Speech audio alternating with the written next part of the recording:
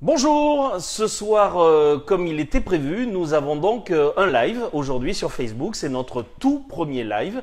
On va donc parler de l'alimentation. Nous avons une alimentation aujourd'hui qui est ce qu'elle est.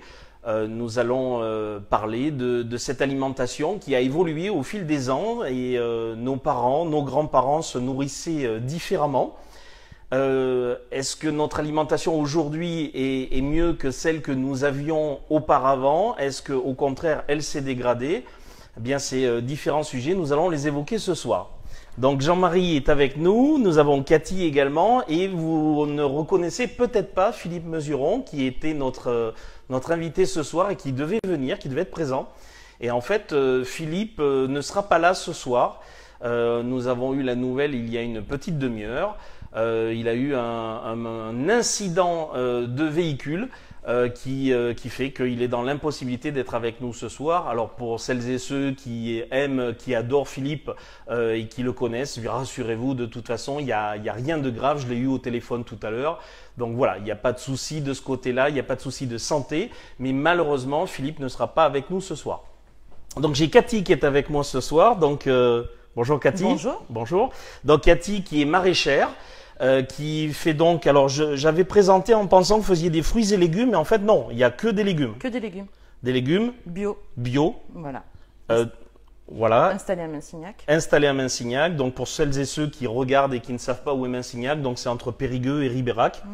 Donc en Dordogne, dans le sud-ouest et en France évidemment, puisque comme on est en direct, il y a des gens qui vont nous regarder qui sont peut-être pas forcément que de Dordogne. Et puis Jean-Marie qui est avec nous, Jean-Marie qui est un ami.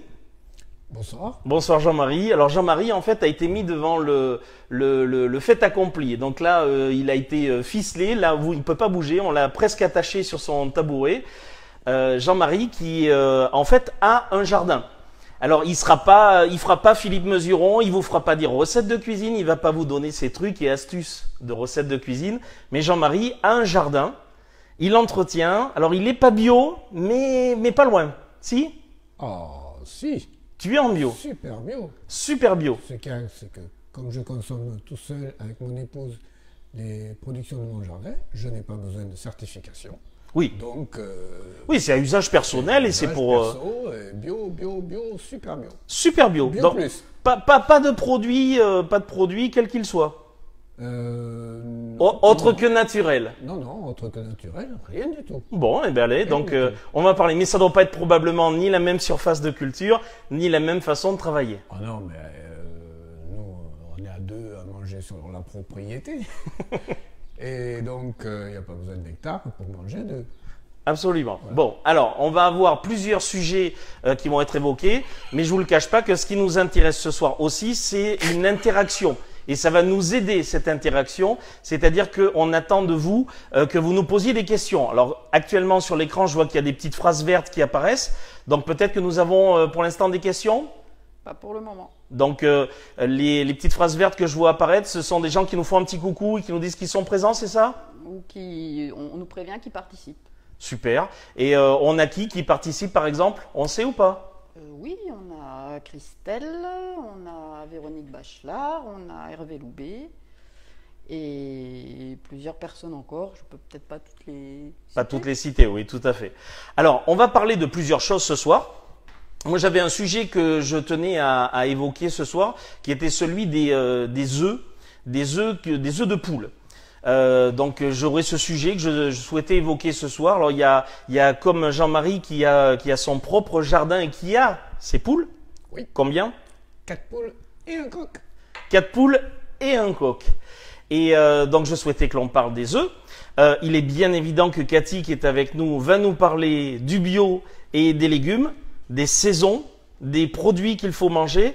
Et même s'il n'est pas avec nous, on va quand même parler de ce sujet qui tenait particulièrement à cœur à Philippe, qui était celui de la saisonnabilité des produits.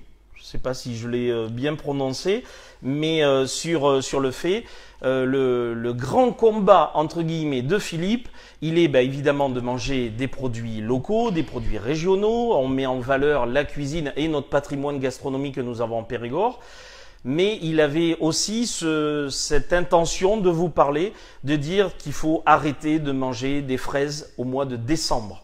Alors, je ne sais pas quelle est la façon, est-ce que vous êtes de toute façon obligé de suivre le cours des saisons?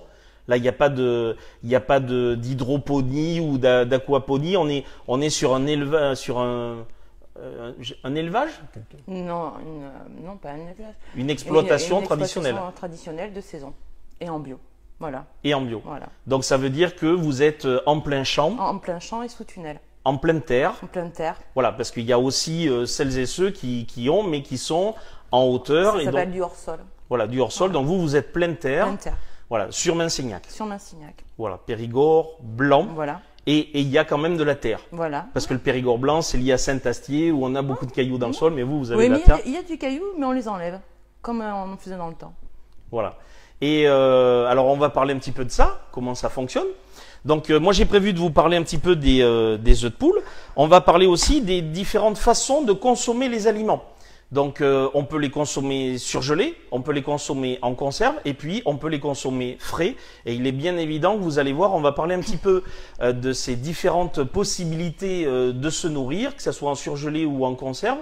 Et on va voir que le frais, en fait, on a tout qui, voilà. C'est si on devait mettre sur des échelles, chacun a leur avantage et leur inconvénient, mais a priori, le frais, c'est ce qu'il y a évidemment non seulement de mieux, c'est connu, reconnu depuis des années, des siècles et tout.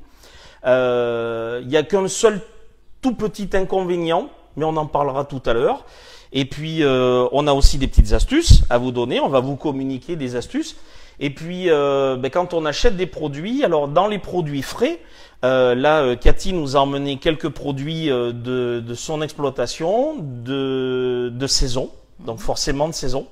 Donc là, tu nous as emmené quelques. Alors il y a un petit peu de déco, mais il y a des produits qui viennent de chez toi, donc qui sont au milieu de l'écran. Donc là, on a par exemple des salades. Oui, des salades. Alors on a 3 sortes de salades, de la batavia brune, de la feuille de chêne, de la laitue brune. J'en ai même dans mon jardin. Ouais. de la laitue brune. La laitue brune. Il existe de la laitue blonde et nous on fait de la laitue blonde à cette époque, de la laitue rouge à cette époque-là. Donc là, elle est rouge sur les extrémités et elle est verte à l'intérieur. À l'intérieur, elle est verte claire. Elle a un cœur superbe. Ouais, elle est bicolore. Elle est bicolore. Donc là, bon, avec l'écran, ça va peut-être pas être trop facile, mais là, on peut voir qu'elle est quand même très claire. Donc on a de la salade, on a des pommes de terre. Oui. Donc là, il y a 2 coloris. Oui, la rubis et de la margot. Et après, j'ai amené 3 sortes de courgettes. Une courgette jaune, courgette... Alors, la courgette jaune, c'est quoi alors? C'est la courgette jaune.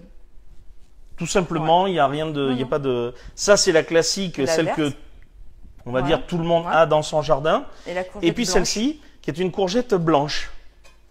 Et qui est un... C'est pas un légume ancien? C'est un vieux légume, quoi. C'est un vieux légume qui est oublié, qui est mal connu, Qui est mal connu et qui est très très bon. Alors, la particularité de celui-là par rapport à celle qui Je est la verte? trouve plus douce que les autres, au niveau gustatif. Et elle est meilleure, la blanche, crue que cuite. Crue que cuite. Oui. Donc- Elle est donc- plus goûteuse. Donc ça veut dire quoi? Ça veut dire que tu la passes sous l'eau et tu la râpes? Oui, tu la râpes très très fin et tu la fais avec du... Comme, ouais. comme dans les robots quand on la passe Ouais, des carottes râpées par exemple? À peu près, ouais. Il faut la couper très très fin en longueur et après tu sels, tu poivres et tu fais ta vinaigrette et tu la manges comme ça, En salade. en salade. D'accord. Mais elle peut aussi se manger cuite. Cuit. Oui, Aussi. voilà. Et alors là, c'est des courgettes qui sont donc classiques. Mhm. Hein, mais on a parfois des courgettes dans les jardins qui sont énormes, hein, qui font Mais 50-60. Ça nous arrive aussi d'en oublier de temps en temps. Et voilà. Volontairement ou pas? Sans faire exprès, tu vois. Des fois, les feuilles, on les voit pas, donc des fois, on oublie des grosses courgettes. Donc voilà. Alors, il faut quand même qu'on vous précise une petite chose, c'est que Cathy a une exploitation certes, mais au-delà de l'exploitation, quand elle a les courgettes, quand elle a les salades, elle les vend, ce qui est plutôt logique. Donc tu les vends où? Au marché à Périgueux, place Coder. Le Donc, mercredi et le samedi.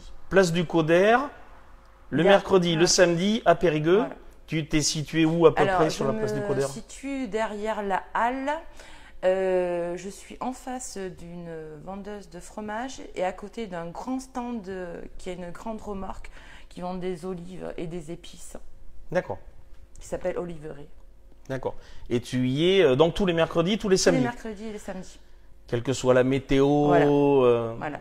Voilà. Quand Et- il pleut, quand il fait froid, quand il fait très chaud, j'y suis. D'accord. Aujourd'hui, ça tombe bien, il fait chaud. Voilà.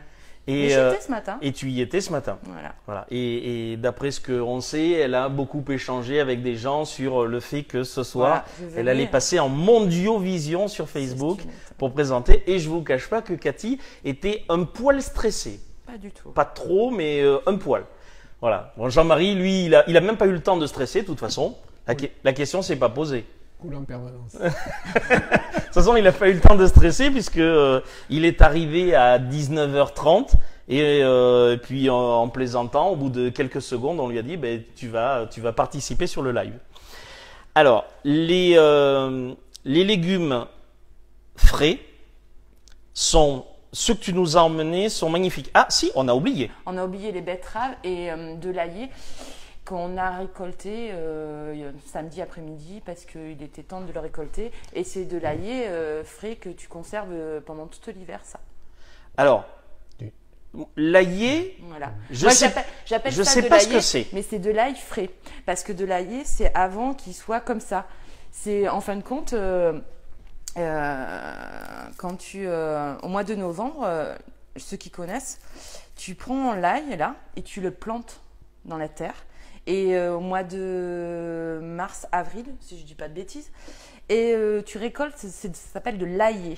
Et tu le manges soit en omelette ou soit à la croque au sel. à la croque au sel, ou soit tu le mets dans les salades.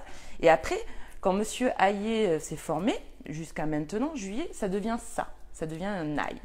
Et après, tu le récoltes et tu le fais sécher et voilà. Et ça, tu le récoltes, tu l'as pendant tout l'hiver. Voilà. Jusqu'à quand il n'y en ait plus.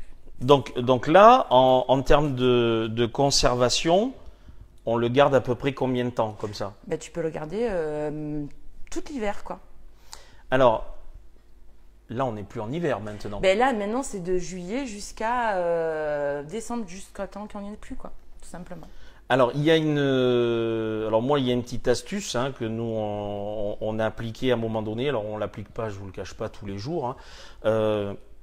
Quand on a des gousses d'ail comme ça, on les prépare, on enlève la peau et la pelure, on coupe, on enlève que ça soit bien propre. Alors, on enlève ou pas le germe et on les met direct au congélateur. Donc, une petite boîte hermétique à l'air, hermétique à l'eau. Alors, hermétique à l'air, obligatoirement, parce que sinon, si vous avez de la glace à la vanille à côté, elle va peut-être la parfumer un poil. Hein, ou au pire, alors l'autre astuce, ça consiste à mettre dans une boîte et de mettre la boîte dans une boîte. Et là, il n'y a plus de problème. Et donc, on prépare ces gousses d'ail, on les met au congélateur. Et en fait, quand on a besoin, on fait des petites pommes sarladaises, on fait rissoler nos patates et on sort notre gousse d'ail surgelée, enfin congelée. Et on la laisse décongeler, ça décongèle en 5 minutes. On n'a plus qu'à la mettre direct dedans et on prend une ou deux gousses si on a besoin. Voilà, donc c'est une petite astuce pour quand on est hors saison. Et on ajoute les secs. Voilà, donc là, visiblement, on a non pas un appel.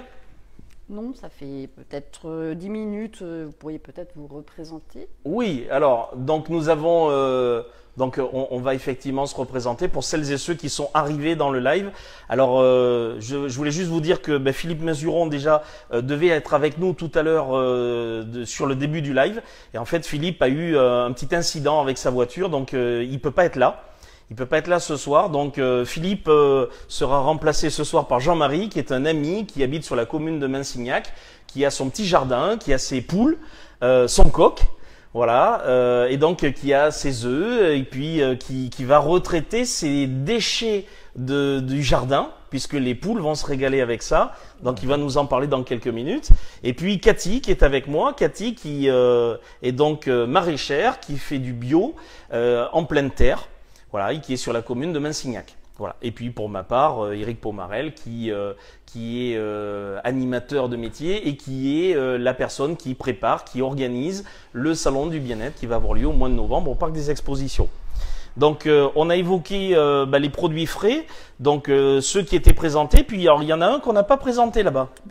Il y avait l'aillé, mais on n'a pas parlé la betterave crue. De la betterave. Voilà. Donc là on est sur de la betterave crue. donc qui est Avec donc les en feuilles. botte avec Ouais. les feuilles. Alors moi je connais la betterave, Mais comme la beaucoup grosse- de gens, la grosse betterave. Ouais. Donc là celle-là est toute petite. Oui. Alors c'est parce que c'est le début de la saison, c'est parce une que variété, C'est le début de la saison, ça fait 2-3 fois qu'on récolte et au fur et à mesure qu'on récolte, elles vont grossir. Mais déjà, quand elles sont plus petites, elles sont meilleures au niveau gustatif, quoi. Donc voilà, tout simplement. Tu sais qu'on peut mettre des feuilles de betterave dans la soupe. Ouais, et dans la salade aussi, on peut Et- manger les feuilles. Et que pour faire grossir les betteraves, il est conseillé d'enlever quelques feuilles de temps en temps. Ah ouais. Ouais, mais sur ma surface, ça fait quand même beaucoup quand même. Ah oui, oui, d'accord. Non, non, mais moi je parle aussi Voilà, en stade petit de tout potager. petit artisanat. Ouais. Donc je suis... Non, mais là, les feuilles se mangent en soupe et aussi bien dans la Mm. salade, quand vous mettez une salade, vous coupez quelques feuilles et c'est très très bon. Très bien. Alors, on a parlé un petit peu des produits frais. Puis moi, j'avais un sujet que je voulais absolument aborder avec vous ce soir, c'était les œufs. Alors, avant qu'on parle des œufs, est-ce qu'éventuellement on a une ou deux petites questions? Alors oui, j'ai une question. L'ail nouveau s'utilise avec quoi en fait? L'ail nouveau, Oui. Avec quoi est-ce qu'on utilise l'ail nouveau? celui-là. L'aillé. Donc je L'aillé. suppose que c'est l'aillé, Alors, oui. soit- Ouais, alors l'ail, ben, c'est quand tu fais une omelette et que tu la consommes avec de la salade aussi. Mais tu peux la consommer avec des pommes de terre, avec des cèpes, tu peux la consommer comme tu veux. Mais généralement, ici, l'ail, tu le consommes en omelette. C'est connu ici en omelette. Voilà, tout simplement. Une omelette avec juste de l'ail Oui, dedans? tu coupes ton ail jusqu'au au vert. C'est une grande tige en fin de compte quand monsieur ail n'est pas formé. Et tu coupes très très fin. Tu fais revenir à la poêle. Et tu Avant casses- de mettre les œufs. Voilà, tu casses tes œufs. Et après, dès que c'est un peu venu pas cramer ton ail, eh ben, tu mets dans le poêle. Dans sa collant. Voilà. D'accord. Tout simplement. Mais sinon, on peut l'utiliser. Tu peux le comme, mettre dans ta salade, dans la salade. dans tes pommes de terre, dans tes cèpes. C'est la même odeur que l'ail quand il est formé, mais je trouve que c'est moins fort moi, au niveau gustatif, quoi. Je sais pas ce que monsieur Petit Potager. Oui, oui, si, c'est tout Ouais. à fait d'accord. Voilà. Tu fais de l'aillé aussi? Ou tu Non, en as non, non, non. Mais là, ce que tu coupes faire, c'est les feuilles. Et mais non, tu touches. En fin de compte, à l'ail est comme ça, tu vois. C'est là, tu coupes ça jusqu'à ça. Oui. Ça avant c'est vert, Voilà, donc ça fait à peu près ça. c'est ça que tu... Voilà, et tu coupes ça, mais jusqu'à ça, parce que ça c'est pas comme ça. C'est pas formé. C'est pas formé, c'est tout D'accord. petit. Mm. Donc tu coupes tout. En D'accord. fin de compte, comme comme un oignon, si Oui, tu préfères, oui, oui, un oui. jeune Non, non, oignon, oui, ça, voilà, c'est- c'est pas. c'est- Voilà, pour l'aillé. Mais il y a beaucoup de gens qui ne connaissent pas l'ail, et ici c'est très pratiqué, quoi. Alors voilà, après il y a la culture, puis il y avait les parents, les grands-parents qui faisaient des choses aussi ou qui utilisaient certains légumes que nous n'utilisons plus. Alors on voit à la télé qu'il y a des grands chefs qui remettent au goût du jour le pané, le rutabaga. Ouais. Voilà, il y a plein de légumes, Le topinambour. Ouais, les topinambour, qui étaient connus comme étant un légume qui était compliqué à nettoyer, à préparer, Ouais. qui avait un goût. Mais c'était des légumes avant que les anciens, pendant la guerre, consommaient aussi. Oui, et Beaucoup. puis donc il y en a certains qui, je sais par rapport au topinambour, qui avaient de mauvais souvenirs Ouais. par rapport à ça. Voilà. Donc ils l'ont oublié, mais pour le coup oublié volontairement Ouais, en voilà, fait. exact. Et puis maintenant, ben, petit à petit, voilà, les chefs se remettent à cuisiner ce genre de choses. Alors moi j'avais un petit coup de gueule en fait à pousser ce soir sur les œufs. Parce que les œufs, en fait, quand vous allez acheter vos œufs, vous avez plusieurs sources, plusieurs possibilités d'acheter vos œufs. Et vous pouvez acheter vos œufs et comme souvent et bien souvent, on achète ces œufs parce que c'est le côté pratique évidemment dans les magasins. Donc il y a des magasins qui vous vendent des œufs. Alors il y a des œufs bio, il y a des œufs plein air et puis il y a des œufs tout venant.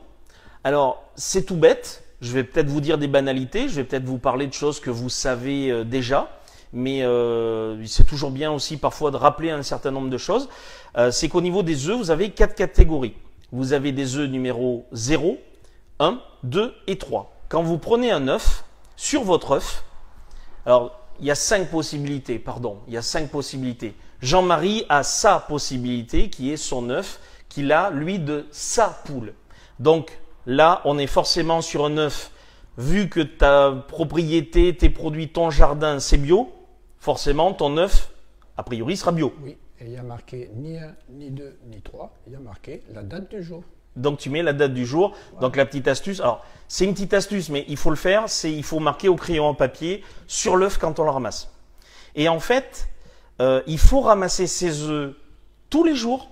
Et il faut les ramasser et en été et en hiver. Et il y a une raison pour les deux saisons. Il y a une raison en été parce que si vous ramassez vos œufs en été, c'est pour leur éviter un coup de chaud. Et si vous leur évitez un coup de chaud, s'ils prennent un coup de chaud, ça peut compromettre leur conservation. En hiver, ça pourrait les faire geler. Et il faut savoir qu'un œuf, quand vous le ramassez, donc Jean-Marie, quand tu ramasses les œufs de tes poules, est-ce que tu regardes s'ils sont fissurés? Tu ramasses les œufs, a priori ils sont cassés ou ils sont pas cassés, mais est-ce que tu regardes s'ils sont J'ai fissurés? l'impression qu'elles font ça très délicatement, donc elles les sortent pas fissurées. Elles ne sortent pas fissurées. Mais ça peut être bien quand même de les vérifier, parce que si un œuf est fissuré, il peut contenir des bactéries de type salmonelle qui risqueraient de se développer. Donc dès que vous ramassez des œufs, ça peut être intéressant de vérifier, alors quand c'est dans votre jardin, de vérifier qu'ils ne sont pas fissurés, parce que ça peut faire développer des salmonelles. Et l'œuf, vous le savez, c'est un produit qui est sensible et qui est fragile. Voilà, donc qu'il soit fissuré est important. Le coup de chaud en été, donc là en ce moment, vous je ne sais pas, mais nous ici il fait relativement très très bon, on a eu beaucoup de soleil, et donc s'ils prennent un coup de chaud, là aussi ça peut dégrader leur conservation. Alors quand on achète les œufs dans le commerce, on a des dates dessus. Cette date, elle est ce qu'elle est. Alors comme vous l'achetez dans le commerce, vous ne savez pas forcément quand il a été pondu. Vous avez une date qui vous mentionne jusqu'à quand il faut le consommer. Dans le cas de Jean-Marie, ou si on achète chez un ami ou quelqu'un sur le marché qui vend des œufs, donc c'est pas votre cas, Cathy. Hein. Non, pas du tout, absolument Voilà. pas. Donc ton cas, c'est pas ton Non, cas. non. Donc elle n'a pas d'œufs, elle n'a pas de poule. Mais les œufs en fait ont une date. Alors à partir du jour de ponte, en fait, sans aucun problème. Alors toutes les infos que je vous délivre ce soir, elles ont été vérifiées, revérifiées sur le net. S'il le faut, si vous nous le demandez, on vous transmettra des liens derrière pour valider ce que l'on vous dit évidemment. Alors on n'est pas des experts, je suis pas un professionnel de l'œuf, je n'ai pas de poule, mais c'est un sujet qui était pour moi important à évoquer. Donc on vous citera les sources en question.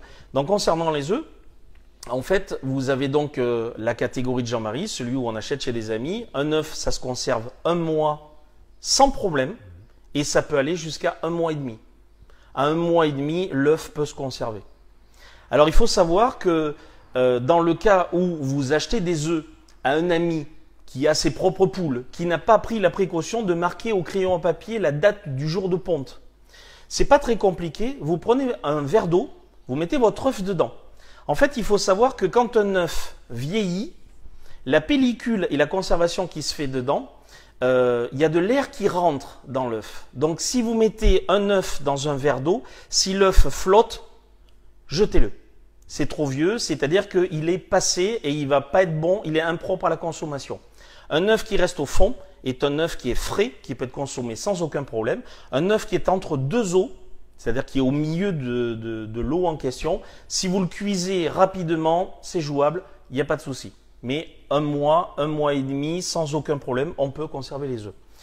Alors, quand vous achetez un œuf, vous avez normalement 2 lettres devant. Ces 2 lettres, en fait, c'est le pays dans lequel l'œuf a été pondu. Donc, très vraisemblablement, vous devriez voir FR. Ça, c'est le pays, pas de souci là-dessus. Après, si vous achetez un œuf où il y a marqué FR0, on est sur un œuf qui a une alimentation bio, une poule qui a une alimentation bio. Ça représente en fait 7% des œufs en France. Et il y a 5% en plus qui sont ce qu'on appelle des œufs en label rouge. Quand vous achetez des œufs numéro 1, ce sont des œufs qui sont élevés en plein air. Donc ces œufs-là, ça représente 12%.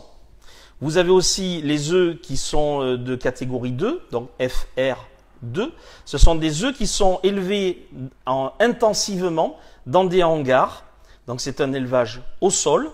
Et pour vous donner une petite idée, 1 mètre sur 1 mètre, 1 mètre carré, il y a 9 poules, ce qui est déjà énorme. Et ça représente 7% des ventes d'œufs en France. Et puis, il y a celui que je ne peux pas faire autrement que de vous déconseiller d'acheter. Et c'était de là que venait mon petit coup de gueule. C'est les œufs où il y a marqué FR3. Ce sont des poules qui sont élevées en cage. Elles n'auront jamais vu l'extérieur de leur vie. Elles n'auront jamais vu un brin d'herbe de leur vie. Et croyez-le ou pas, cela représente 69% des œufs qui sont en vente en France.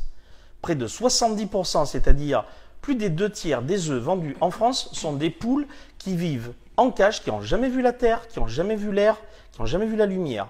Pour vous donner une petite idée, dans 1 mètre carré, il y en a 18. J'ai dans la main une feuille au format A4. Cette feuille, c'est la surface dans laquelle vit la poule pendant 1 an.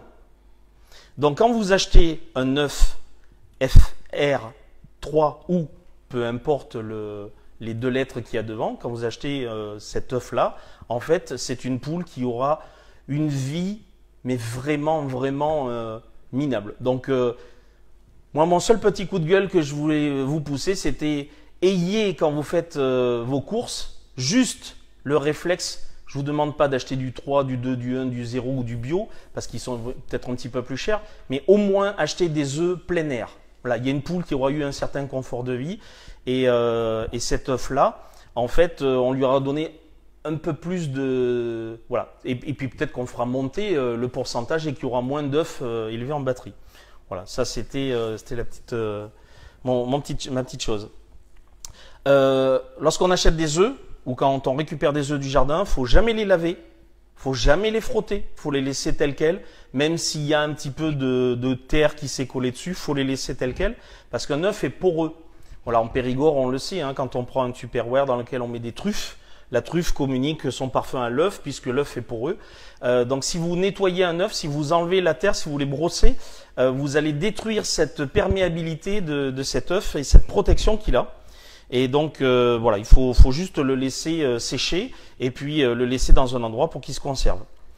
Donc une autre petite astuce par contre, l'œuf ne se congèle pas de façon naturelle. C'est-à-dire qu'on ne va pas prendre un œuf, le mettre dans le congélateur, on ne peut pas le faire comme ça. Par contre, il y a une petite astuce.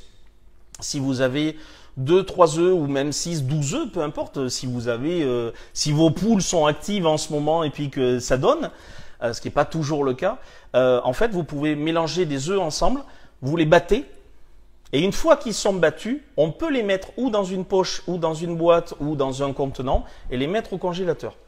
Mais il faut les battre avant, au préalable, comme si on voulait faire une omelette, et là on les congèle. Par contre, si on fait ça, ce qui est évidemment intelligent, c'est de noter sur le sachet, sur la boîte ou quelque part, combien il y a d'œufs, pour que vous puissiez aussi pas faire une omelette avec 18 œufs battus. Donc vaut mieux, ou alors on a un rapport toujours le même, on en met 3 par exemple, on fait des petites poches de 3, etc. Donc pensez à la petite astuce de mettre votre œuf dans un verre d'eau, s'il flotte, on jette, s'il est entre 2 eaux, on le cuit. On le cuit par contre, hein. On ne l'utilise pas pour faire des tiramisu et tout. Hein. On le cuit et rapidement. Et puis s'il est au fond, tout va bien, c'est que notre œuf est bon. Petite astuce pour les œufs. On a une autre petite astuce. Il y a une autre petite astuce. D'un internaute. Un œuf, quand on ne sait pas, on le casse un par un pour éviter de tout jeter la préparation au cas où il y en a un qui ne soit pas bon. Donc un par un, à part, dans une petite tasse par exemple. Oui, c'est-à-dire que si on veut faire ce qu'on disait tout à l'heure, genre mettre plusieurs œufs dans une poche au congélateur, et que quand on en casse un, on s'aperçoit qu'il y en a un qui est douteux. Absolument. D'accord. Alors, quand on achète des produits comme des yaourts, on a dessus une DLC, date limite de consommation. Il y a certains, alors les produits qui ont une DLC sont des produits qui ont une denrée très périssable. Hein. C'est les œufs, la viande, le poisson, les produits laitiers. Il y a des produits qui ont une durée de vie plus longue. Et là, à ce moment-là, on parle de DLUO. L'un de vous se souvient de DLUO ou pas? Date limite d'utilisation optimale. Oui, date limite d'utilisation optimale. Sauf que ça n'existe plus. Le terme DLUO, alors on peut encore le voir apparaître, mais c'est très rare maintenant. Il a été remplacé par DDM. Alors DDM, c'est ce qui remplace DLUO et ça existe depuis le 13 décembre 2014. Donc vous ne verrez plus maintenant de DLUO, vous verrez DDM. Alors il faut savoir que quand il y a une DLUO ou une DDM, en fait, vous pouvez conserver ou consommer le produit 2 ans après la date, voire 3 ans après la date, il n'y a pas de souci. Sauf qu'il va se dégrader. Donc vous avez des produits sur un yaourt, il faut le consommer avant le 15 février, on le mange le 15, tout va bien, il n'y a pas de problème. Un produit où il y a une DLUO qui va être décembre 2017, si on le mange en mars 2018, il n'y a pas de souci. Sinon, s'il y avait un souci, il y aurait une DLC. Alors la seule chose, en fait, c'est que l'on perd des qualités organoleptiques de cet aliment-là, c'est-à-dire qu'il va perdre en saveur, en couleur, en texture peut-être, mais il se mangera, il n'y a pas de souci. Alors après, évidemment, si vous achetez un sachet de carottes ou une boîte de conserve jaune, et puis que quand on les ouvre, elles sont violettes, là évidemment, voilà, là on peut avoir le doute. Mais sinon, il n'y a pas de souci là-dessus. Et il y a un 4e terme que j'ai découvert en préparant un petit peu cette soirée, c'est DCR. Maintenant, il y a DCR qui est apparu. Alors, ça ne veut pas dire déclaration commune de revenus. Non, non. Ça veut dire en fait date de consommation recommandée. Et en fait, ce terme-là, je l'ai vu aujourd'hui même sur des boîtes d'œufs parce que c'est essentiellement pour les œufs que c'est utilisé. Donc, il y a la DLC. Il y a la DDM et maintenant il y a le DCR qui est utilisé essentiellement pour les œufs. Voilà. Alors il faut savoir que quand on achète des produits alimentaires, et c'est le sujet dont on voulait beaucoup parler ce soir, c'était le fait de revenir à des produits sains, c'est-à-dire des produits comme focaccia, comme la courgette qu'on a là, les pommes de terre qu'on a là, la salade, et tous ces produits sains que tu fais pousser dans ton jardin. Parce qu'en fait, en préparant donc cette journée et en ayant discuté avec des personnes qui vendent ces produits-là, on s'est aperçu que tout ce qui est produit surgelé et tout ce qui est... Alors les conserves, il y a une petite particularité, mais dans les produits surgelés, il y a bien souvent des produits qui sont ajoutés, qui vont être des acides gras aminés, qui vont être du sucre, du sel, des exhausteurs de goût. Il y a plein de choses qui sont ajoutées, de la graisse. Et dans ces produits-là, en fait, on nous vend une jolie farandole de légumes ou un trio voilà, il y a plein de choses qui existent dans les produits surgelés. Et sauf que c'est enrichi avec plein de choses. Donc c'est joli, c'est bien colorié, ça va très loin en termes de date, mais y compris dans des conserves ou dans des préparations qui sont sous vide. Mais toute la problématique de ça, en fait, c'est que on a plein de choses à l'intérieur de ces produits-là qui ne sont pas bons pour notre santé. Alors, le bio, puisque là, on va parler du bio, puisque ton exploitation est bio. Ouais. Alors toi, tu voulais nous dire par contre que c'était pas forcément plus cher que le traditionnel. Non, pas plus cher. Mais plus difficile à produire. Oui. Certains produits sont plus difficiles à produire. Par exemple, la carotte, parce que il y a beaucoup d'enherbage au niveau de l'herbe, tout simplement. Et comme on n'a pas de matériel machine, tout simplement. Donc c'est tout à la main en fait. C'est tout à la main. Voilà, c'est ça qui est beaucoup plus chiant. Après, les autres cultures comme la salade, les pommes de terre, les courgettes, les betteraves, les concombres, les aubergines, les tomates, épinards, les légumes. Après, je te cite tous les légumes, mais la mâche, tout ce que tu nous cites là, voilà. C'est ce que tu fais toi dans ton exploitation. Ouais. Parce que j'ai une exploitation de 3 hectares 80 et on a en serre 3 000 m² et on est... en plus ou tout compris tu comptes 3 hectares 80 et les tunnels, c'est 3 000 m². Voilà, c'est comme ça. C'est comme ça. On dit tout simplement comme ça. Et on travaille que tous les deux avec mon mari, quoi. Donc, voilà. D'accord. Et alors, les carottes Les carottes, eh ben, là, tu vois, hier soir jusqu'à 10h, j'étais en train d'enlever de l'herbe parce que comme il a beaucoup plu en Dordogne, il y a 3 semaines, il est tombé à peu près 100 mm d'eau. Donc, mesdames, les carottes, elles ont poussé, mais l'herbe a poussé. Donc, ben, je cherche mes carottes parce que ben, mes carottes sont comme ça et mon herbe est comme ça. Donc, j'enlève l'herbe à la main tout simplement. D'accord.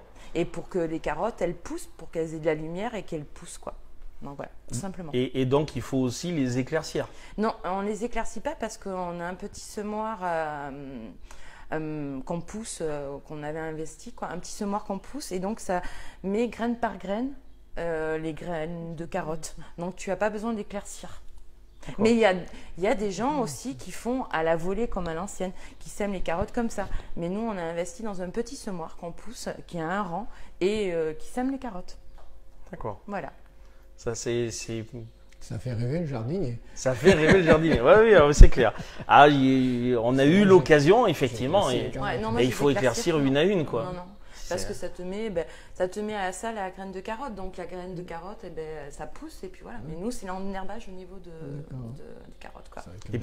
Et puis elle a un autre avantage, c'est que quand elle nous dit que ça pousse, en plus, toi pour le coup, ça pousse en ligne droite. Ça pousse en ligne droite et en descendant en plus parce que mes terres sont comme ça, donc ça fait voilà. Et donc elle n'a pas à chercher ses carottes en fait. Moi, je sais, moi aussi. Mais c'est en ligne droite. Hein. Bon, à part quand le tracteur fait des déviations, quoi. Oui, mais il n'y a pas de tracteur. Mais si, parce que on a une technique, mais je vais pas. On met un petit peu de paillage, un petit peu de paillage, donc il y a ça d'enherbage, quoi. Mais donc le tracteur de temps en temps, il fait des déviations, quoi. Donc voilà. Donc mes carottes, elles font des déviations. Bon, après il peut y avoir un caillou aussi. Donc, voilà, exactement. Il peut y avoir un caillou aussi. Ça n'empêche pas les carottes de pousser. Mais ça n'empêche pas. Oui. Mais à part que les carottes, elles sont tordues. Moi, je vois des carottes, elles sont super lisses et tout. Ça me fait trop rire, quoi. Ouais. Parce que les tiennes, elles sont pas lisses. Ah non, elles ont des bosses et tout. Mais bon, nous, c'est argilo-calcaire, il y a des pierres. Donc voilà. Mais après, tu vas dans le Bordelais, elles ont moins de cailloux parce qu'il y a moins de cailloux. Elles sont plus droites, quoi. Mais ici, ça me fait rire, quoi. D'accord. J'ai bien des langues. Ouais. Ben oui, les carottes des Landes, c'est bien droit. Les carottes sont bien droites. Voilà. Oui, mais parce que dans les Landes, ils les font pousser dans le sable, hein, je C'est crois. dans le sable, ouais. C'est dans le sable, donc, La terre naturelle, c'est ça. Voilà, c'est vrai. donc elles n'ont pas ce problème-là, puisque là, ça. Nous, elles sont en dévié, quoi. Mais c'est marrant, quoi. Ah, bah, fantastique. Mais ça fait des carottes moches, quoi. Comme avant, ça se faisait dans le temps. Oui, mais c'est les mais- grandes moches, les légumes moches qui se font dans les grandes surfaces, quoi. C'est pas top. ça se fait, hein. Ça se fait de Mais plus en plus. voilà. Maintenant, on commence à avoir effectivement des légumes. Alors, il faut savoir que dans les grandes surfaces, effectivement, il y a plein de produits. Il y a des nouveaux produits qui arrivent. Le bio a envahi les grandes surfaces, a explosé. Alors, est-ce que tu es sollicité, par exemple, par des grandes surfaces pour vendre J'ai tes été produits? sollicitée par un magasin, un Leclerc, qui se trouvait à Saint-Acier. Et, Donc, à 20 minutes de chez toi, voilà. à Et peu près. on a eu travaillé avec eux. Et avec les salades, les courgettes, les trucs comme ça, les tomates. Puis à un moment donné, les gens ont trouvé ça tellement bon qu'ils en voulaient de plus en plus. Et nous, on n'arrivait pas à fournir derrière. Donc voilà. Ah. Tout simplement. Oui, c'est-à-dire que, en fait, toi, Voilà. Voilà, il y a le problème qui est le suivant, qui est que toi, en fait, tu ne cherches pas à produire pour produire, tu cherches à produire en fonction de ton terrain, de ce que tu as, de ce que tu veux, Voilà. de ce que tu fais à ton rythme. En plus, Voilà. vous êtes deux. Voilà, on n'est que deux, donc faut pas non plus courir partout, quoi. Donc voilà, tout Ouais, simplement. vous voulez, Il faut quand même vivre de notre métier, voilà, tout simplement, quoi. Aussi, voilà. Alors, et tout à l'heure, par contre, on parlait du prix. Mais là, je vais te citer un prix de, par exemple, ma salade. Qu'est-ce qui se vendait ce matin Voilà. au marché à Alors, Périgueux? Il y a quel prix? Ma salade que je vends au marché à Périgueux, là, elle se vend 80 centimes pièce. 1,50 les deux, 2 € les trois. Et la botte de betterave, je la vends 1,50. Mes pommes de terre, c'est 3 € le kilo. Mon ail, c'est à 8 €. Et mes courgettes sont à 2,50. Le kilo. Voilà. Et là, cette année, ça fait 2-3 ans qu'on fait ça. On fait des cornichons. Les cornichons, c'est pour... je ne sais pas si tu connais. Les cornichons, c'est ce que tu fais toi-même pour manger, style, je sais pas si... Amora, tu sais. Oui. Voilà. Et bien nous, on fait des petits cornichons qu'on ramasse et puis les gens les font eux-mêmes avec du vinaigre blanc. Soit ils mettent des oignons, du poivre et tout. Et ça, on a vu que ça marchait pas mal de faire les cornichons parce que les gens, ils aiment bien faire leur pot de cornichons pour manger avec du pot-au-feu pour l'hiver ou voilà, comme tout simplement, quoi. Puis le cornichon, je pense que c'est un produit où c'est pareil, on peut déjà, je ne sais pas si on trouve, j'ai pas spécialement fait attention, je sais pas si on trouve des cornichons bio facilement dans les grandes surfaces ou autres. Non, je n'ai pas vu. Pas forcément, pas facilement, il me semble. Ouais. Donc du coup, on peut se dire que c'est un produit aussi qui est quand même en contact pas mal avec la terre et qui pour le coup peut peut-être contenir aussi pas mal de produits de pesticides, de produits de cochonneries, quoi. Nous, on met un paillage et on plante nos pieds cornichons et on met un peu d'engrais parce que l'engrais, c'est de l'engrais bio quand même. Faut mettre un peu à manger aux plantes. Et on lui donne à boire et tout simplement. Et par contre, ça, c'est sous tunnel. Le cornichon est sous tunnel. À cette époque-là, c'est une culture qu'on ramasse sous tunnel. Mais c'est des tunnels pas chauffés, c'est des tunnels froids, tout simplement. Alors là, on a deux représentants, deux jardiniers, mais de deux échelles différentes. Donc, toi, tu utilises donc de l'engrais. De l'engrais bio, voilà. Donc naturel. Voilà, alors, naturel. et je suppose que Jean-Marie n'utilise pas forcément le même. Donc toi, c'est quoi ton engrais? Je vais pas essayer de dire la marque, mais c'est de l'engrais bio, tout simplement. Alors, je vais dire les bio qui vont peut-être regarder sur Facebook. Et il y en a beaucoup qui utilisent du Germiflore. Voilà, la marque, c'est Germiflore. Oui, mais ça contient plein d'engrais. La composance, tu sais, je suis pas très technique. Moi, je récolte, je vends, je plante. Et après, tout ce qui est technique, c'est beaucoup mon mari. C'est ton mari, voilà. qui s'occupe de tout ça. Et donc, il n'est pas pu venir. Donc, voilà. Donc, c'est tout ce qui est technique, c'est plus mon mari. Ce que je redis aux gens, voilà, c'est… mais en l'occurrence, c'est un engrais bio voilà. que tu achètes tout prêt et que tu utilises. Voilà, que j'utilise. D'accord. Tout simplement. C'est des petits granulés, quoi, tout simplement. D'accord. Alors, toi, Jean-Marie, tu n'utilises pas les petits granulés bio Ah non, moi, plus simple et plus naturel, tu peux pas. Alors, moi, je suis un jardinier récent. Ça fait combien de temps que tu fais ton jardin? Ça fait 4 ans. 4 ans? Ça fait 4 ans. Donc, alors, il faut qu'on en sache plus sur ton jardin quand même. C'est quoi? C'est 5 mètres sur 5 mètres? Non. Il y a quoi dans ton jardin? Il fait 100 mètres carrés, mon jardin. 100 mètres? 120 mètres carrés, à peu près. Il y a quoi? Là, en ce moment, il y a quoi? En ce moment, il va y avoir, je vais avoir mes premiers haricots verts. Il y a des courgettes. Alors là, ce sont des courgettes taille… comme ça? Comme on dit pour la truite, portion. Moi, pour l'instant, elles sont comme ça. Ah oui, c'est la courgette, quoi. Voilà, donc quand je récolte ça, on la coupe, on la tranche, on la met en poche. En morceaux? Dans le congélateur. Et quand ma femme fait la soupe l'hiver, elle prend sa poche, elle enlève le produit, elle met le bloc de courgette dans la marmite et tout va très bien. Qu'est-ce que j'ai? J'ai des betteraves. Coupé en deux avec un peu de farce au milieu, c'est bien aussi, hein, au four. Hein. C'est pas mal, mais ma femme, la farce, pas trop. Alors, mais quand elles sont grosses, elles sont pas trop bonnes. Hein. C'est meilleur pour la soupe. Hein. Dans la soupe, parce qu'au niveau gustatif, elles sont plus petites. Mais moi, j'ai que des vertes. J'ai la banale. Ah ouais, tu vois. Je vous ai fait découvrir des choses ce soir. Moi aussi, j'ai des haricots verts, mais je les ai tous vendus ce matin au marché. Hein. Donc, je n'allais pas les amener. Ça aurait pu nous en regarder. Des betteraves qui sont à peu près comme ça. Voilà. J'ai des salades, mais alors, les coquines, elles montent. Elles ne sont pas arrosées, tout simplement. Pourtant, la pluie qui est tombée… oui, mais maintenant, ils demandent beaucoup d'eau. Mais j'arrose plein. Qu'est-ce que j'ai encore? J'ai des radis, j'ai de la salade. Donc. Tu fais des radis? Oui, mais pas à cette époque-là. Parce que nous, les radis, on les fait sous serre. Et voilà, quoi. C'est plus facile au niveau de l'arrosage, voilà, tout simplement. Alors, parce que nous, à l'Alter, en plein champ, elle est argilo-calcaire, c'est du béton. Et donc, on a essayé plusieurs fois de faire du radis en plein champ. Et on se prend de ces râteaux. Alors, j'ai une question qui devrait intéresser normalement pas mal de monde.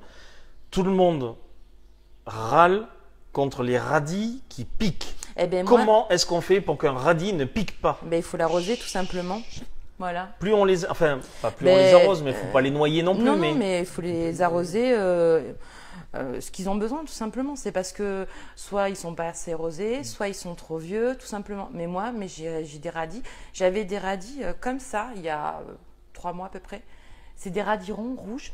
Et les gens, ils m'ont dit, oh, ils piquent. Et je leur ai dit, non, écoutez, vous allez voir, ils piquent pas. Et ils piquent pas. Ils ne piquaient pas. Moi, perso, j'ai remarqué que les radis longs, qui sont blancs et rouges, ils peuvent être amenés à piquer. Mais j'ai remarqué que bien souvent, les radis ronds, rouges, c'est très rare qu'ils piquent. Non.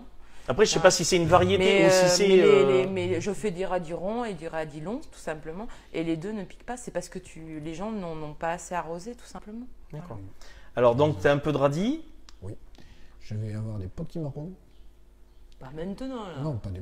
non, attends, j'en ai rien. Ouais, non, mais on ne les récolte pas comme ça. Non, on ne les récolte pas maintenant. Qu'est-ce que j'ai encore? J'ai courgettes, oui, j'ai dit tout à l'heure. Tomates?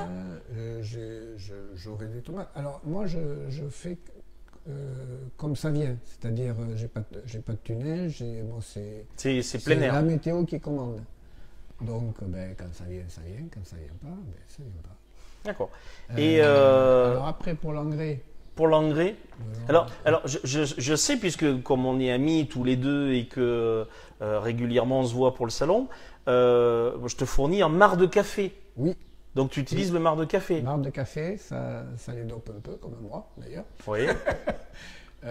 Ça permet de protéger un petit peu des limaces et des escargots, parce qu'ils se prennent la bave dans les graines de café, ils n'aiment pas ça. Ouais. Mais l'engrais que tu utilises principal? L'engrais, moi, j'ai trouvé ça sur Internet, c'est l'urine, tout simplement. Alors, le conseil pris sur Internet, c'est arroser à l'urine pure la parcelle qu'on te semer dans 3 semaines. Alors, ça veut dire quoi? Ça veut dire qu'à 7 h du matin, tu es dans ton jardin et tu suis tes rangées de carottes? Non. Non, c'est juste pour qu'on sache. Parce qu'après, peut-être qu'on va avoir quelqu'un qui va nous poser la question. Il habite où, le monsieur? J'ai arrêté de dire des bêtises, mais c'est vrai.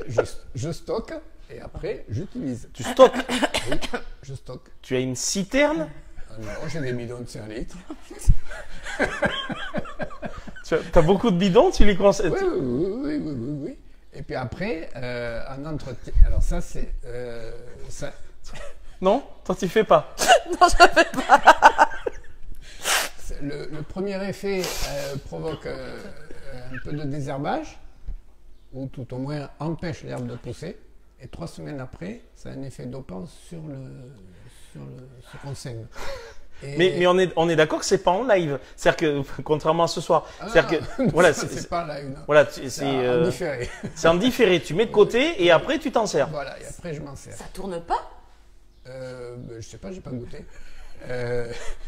Donc ça désherbe et après ça fait pousser. Alors après en entretien, tous les 2 ou 3 arrosages, il faut arroser en diluant à 10%.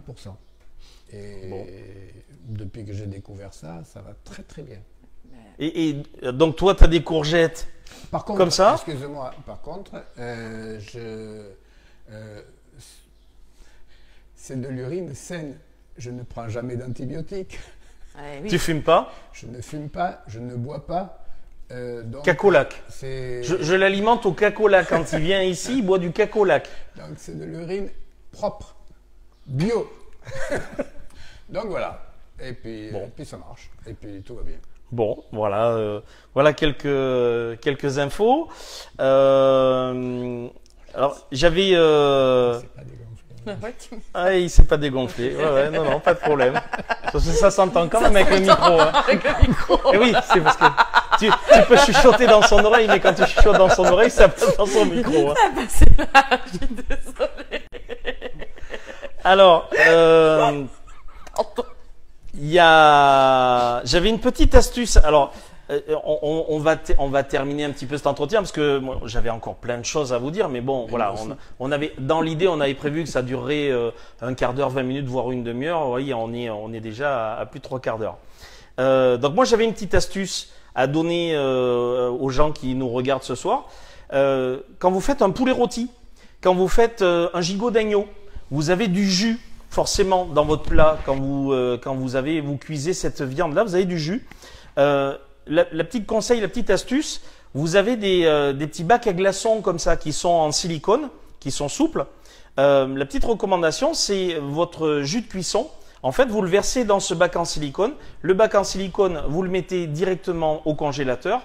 Et quelques jours, quelques semaines, quelques mois après, quand vous faites des pâtes, quand vous faites des pommes de terre, quand vous avez des plats cuisinés, vous achetez des produits sur le marché avec Cathy, place du Coder, à côté de la halle, le mercredi et le samedi. Vous achetez des produits comme ça et vous enlevez un cube de ce jus de cuisson, voilà, d'un rôti ou d'un poulet ou autre, et vous verrez que ça donne évidemment beaucoup de goût à vos plats, à vos légumes et autres. Et évidemment, puis on recycle, on récupère. Et puis, alors toi, Jean-Marie, tu avais une astuce à nous donner parce que dernièrement, on a ouvert une bouteille de vin. Et la bouteille de vin que l'on a ouverte nous a semblé pas bouchonnée, pas madérisée, mais voilà, la bouteille avait quelques années et on s'est dit, il est foutu, on va le jeter. Et tu nous as dit, stop. Stop. Attendons quelques jours. Alors, le problème du vin, souvent quand on l'ouvre, c'est qu'il manque d'oxygène. Donc, moi, si j'ai des invités, soit j'ouvre la bouteille la veille ou l'avant-veille, et je la laisse à l'air. Je la laisse tranquille, je l'oublie. Tu l'oublies dans un coin. Je l'oublie dans un coin. Soit 2 heures avant qu'ils arrivent, je transvase dans une carafe 5 ou 6 fois aller-retour, carafe, bouteille, bouteille, carafe. Pour lui donner de l'air. Pour l'oxygéner. Et ça. Il y a, des fois, tu as des bouteilles. Moi, ma soeur me fournit en Côte de Duras. Quand j'ouvre la bouteille, je goûte le vin. Il est vraiment pas bon. Après un traitement comme ça, eh bien, il est délicieux. D'accord, donc voilà, petite astuce, laisser sa bouteille de vin attendre 2-3 jours si on a un doute ou faut être patient, pas se précipiter sur la bouteille pour la boire, quoi.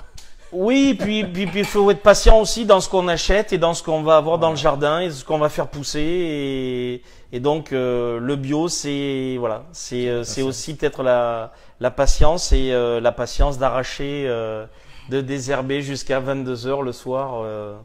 Les carottes. On a des petites questions ou Non, pas de questions, des petits commentaires. On nous remercie pour ce live très sympa. Et on remarque que Jean-Marie est un bon humoriste.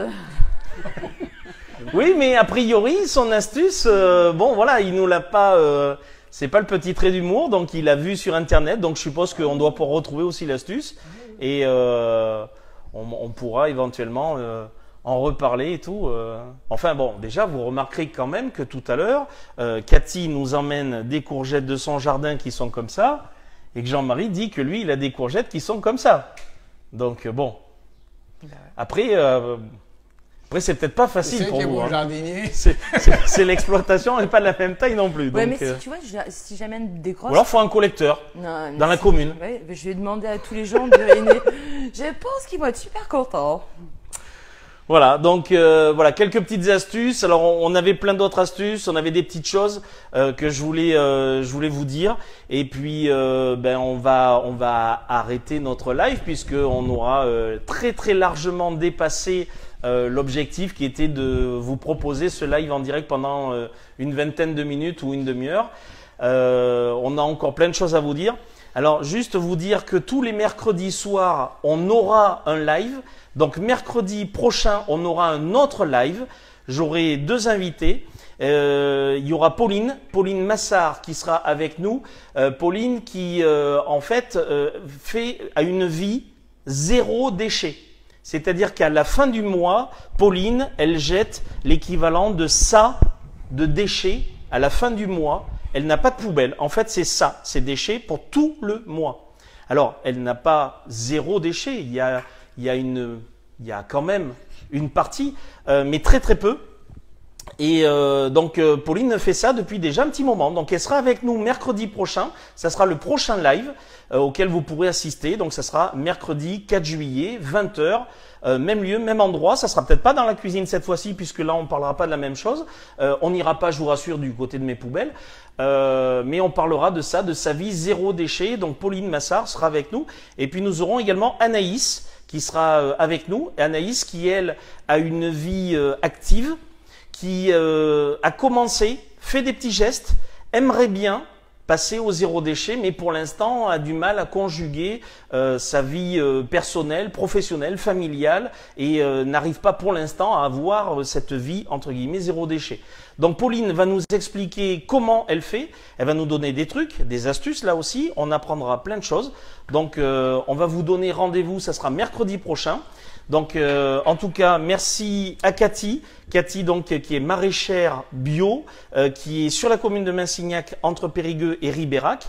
Et qui est donc sur le marché Place du Coder à Périgueux tous les mercredis, tous les samedis. Donc vous la retrouverez tout aussi pétillante que ce soir pour vous parler de sa façon de mettre l'engrais ou d'éclaircir les carottes jusqu'à 22 h le soir et de ses bons produits de saison qui sont issus de l'agriculture biologique, voilà, qu'elle revendique haut et fort. Ouais, exactement. Voilà, donc il n'y a pas forcément l'étiquette collée dessus, mais au moins ce sont des produits qui sont faits dans les règles de l'art. Je suis allé dans l'exploitation et on a un vrai terrain. Et alors je peux le dire, hein, il y a de l'herbe qui pousse. Ah oui, il y a de l'herbe qui pousse. Il y a de l'herbe qui pousse, c'est-à-dire qu'à un moment donné, il y avait de l'herbe. Alors je lui ai pas dit, mais le jour où je suis allé la voir, en fait j'étais en Bermuda. Il fallait pas venir en Bermuda aussi. Ah mais pas de problème. Mais il y avait quelques orties. Ah ben ça pique, ça fait circuler le sang. Ça fait circuler le sang. Attends. Et donc il y a de l'herbe. Et quand je dis qu'il y a de l'herbe, en fait, ça veut dire tout simplement, bien que il laisse faire la nature et la nature fait ces produits-là, qui sont de très très jolis produits. Nous, on les voit de beaucoup plus près que vous, évidemment. Ces beaux produits, vous pourrez les retrouver sur le marché le mercredi, donc avec Cathy qui est sur le marché et le samedi. Voilà. Merci à Jean-Marie qui s'est retrouvé impliqué dans ce live ce soir, pris pas de force mais à l'improviste et à qui on a imposé sa présence. Il a bien voulu. Ça va, ça s'est bien passé. Oui, oui. Il reste à payer l'apéro. Il reste à payer l'apéro, ça c'est autre chose. Donc avec modération, mais il n'est pas encore arrivé. Il va peut-être arriver. Et puis merci à toi Cathy. De rien. Donc un peu stressé au départ, mais ça va, ça s'est bien passé. Tranquille. Ça s'est bien passé. Ouais, tranquille. Voilà. Donc mesdames, messieurs, je vous souhaite une bonne soirée. On va clôturer ce live et puis on va leur dire au revoir et puis on se donne rendez-vous mercredi prochain pour le prochain live. Voilà. Merci et bonne soirée. Au revoir. Coupé.